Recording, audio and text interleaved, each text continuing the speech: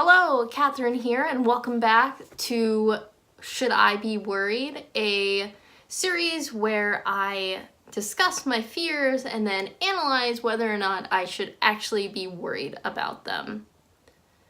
It's fun, I promise.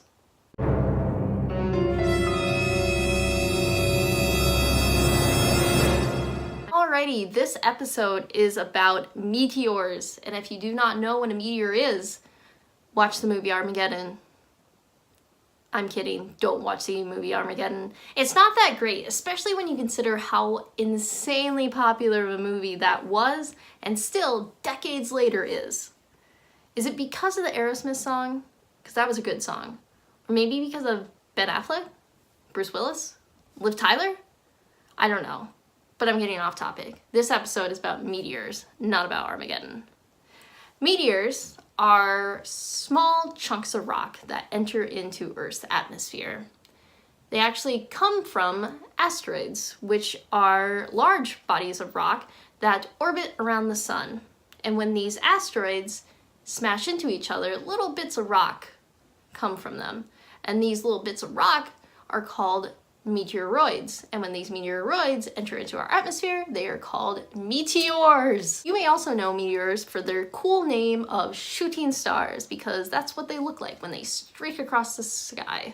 Super cool, super pretty, but in reality, they're actually just rocks. Recently, a bunch of news sources like CNN, Popular Science, Forbes, all published articles about this meteor that exploded in our atmosphere late last year.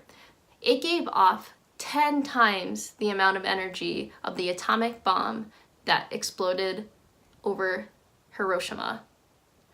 This sucker was huge. NASA called it a fireball. So yeah, it was a big deal. But no one really knew about it, at least for a while. The reason? It exploded over a really remote area, and that was the Bering Sea. And if you do not know where the Bering Sea is, don't worry, I also didn't. I had to Google it, and it is near Russia and Alaska. Speaking of Russia, you may be familiar with a meteor that hit the country in 2013. About 1,000 people were injured, mostly by shattered glass.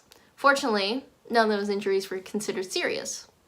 However, still about, thousands of buildings were damaged. Local officials actually estimated about $33 million in damage. An even bigger meteor is believed to have hit Russia in 1908. It is known as the Tunguska event because it happened in the sky over stony Tunguska River.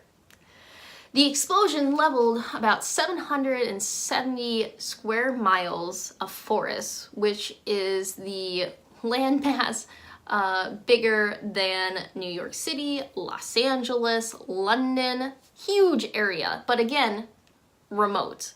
So the impact location didn't seem to be where people actually lived, and so no casualties were officially reported, thankfully. So yeah, meteors look cool. They look like streaks of light in our sky, but they can also be pretty terrifying and could kill you.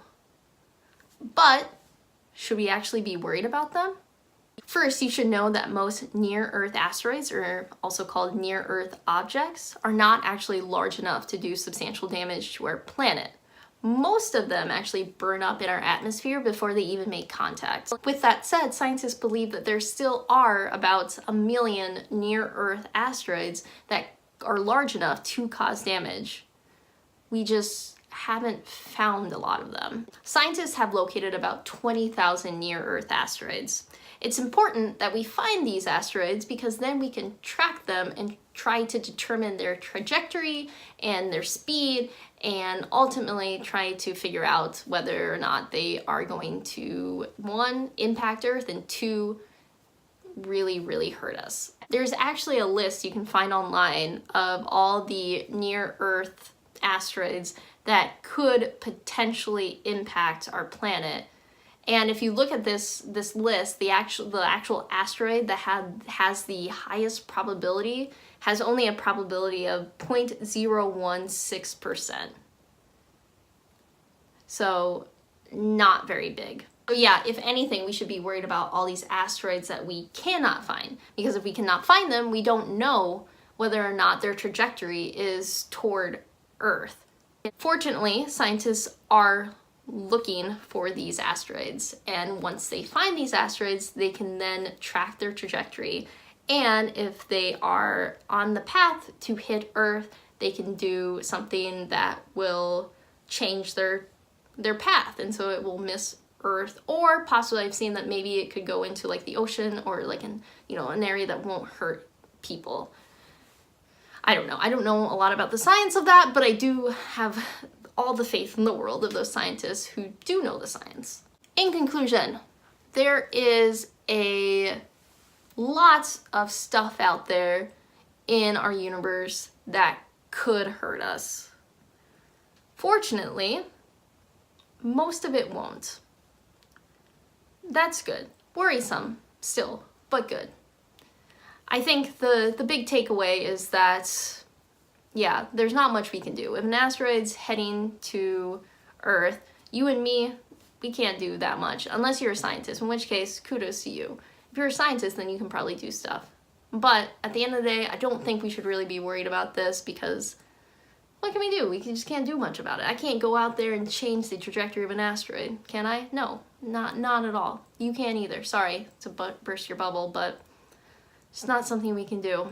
But you can support your neighborhood scientists and continue to urge your representatives to fund NASA, because it is important. It is important to you, and it's important to me, and it's important to everyone on Earth. A couple disclaimers before you go on your merry way. The first is people still don't entirely know what happened during the Tunguska event. And this happened again, it happened in 1908, so more than 100 years later, people are still investigating. The likelihood that it was probably some sort of meteor is, I think, pretty high. That's why I included it in this episode, but people still are debating it. At the time, Russian newspapers said it was probably some sort of meteor. International newspapers said that it was maybe a volcano, and then ever since then, so this area that it happened in is pretty inaccessible because of the political climate at the time. So recently, scientists have gone in and tried to investigate, and now there's talk that maybe someone said that it was like a nuclear weapon that was dropped from some sort of extraterrestrial origin, which is kind of cool to think about. Other people said that maybe it's some sort of black hole that collided with the Earth. I don't know entirely what happened. I think a meteor is a very good answer to that, but again, not 100% sure, so just want to let you know that in case you take this and start telling people that. The second is Armageddon. I'm sorry for being too critical of Armageddon. It's a fine movie. It's just there are so many other space or science related movies out there that are better than it. Most recently, The Arrival, super good movie. You should watch that. One of my other favorites is Galaxy Quest. Not as serious, not a science-based movie, but super funny. You should watch that as well, just for a laugh. Thank you for tuning in to Should I Be Worried? I will be releasing an episode every Monday, so please come back next week. I look forward to seeing you again. Thanks again. Bye!